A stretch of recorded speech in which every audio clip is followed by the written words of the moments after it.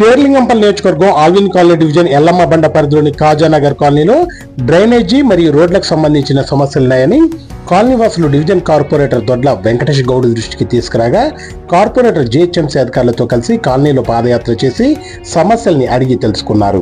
కాలనీలో పూడుకుపోయిన డ్రైనేజీ లైన్ను జిహెచ్ఎంసీ ఎయిర్టెక్ యంత్రం సహాయంతో పూడికను క్లియర్ చేయించారు. ఈ సందర్భంగా కార్పొరేటర్ మాట్లాడుతూ కాలనీలో ప్రధానంగా ఉన్న డ్రైనేజ్ సమస్యను అతి త్వరలో పరిష్కరిస్తామని కాలనీ వాసులకు ఆయన హామీ ఇచ్చారు.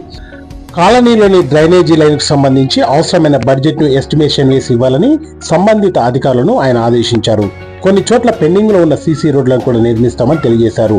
ఈ కార్యక్రమంలో యువనేత దొడ్ల రామకృష్ణ గౌడ్, పోషెట్టి గౌడ్, కైసర్, నవాజ్ ఖాన్, రజక్, ఇమాం, సలీం, మహమూద్, కాసిం, మహమ్మద్ అలీ, గఫర్, సమద్, వర్క్ ఇన్స్పెక్టర్ రవికుమార్ మరియు శ్రీనివాస్, సూపర్వైజర్ శివ, కాలనీ వాసులు తదితరులు పాల్గొన్నారు.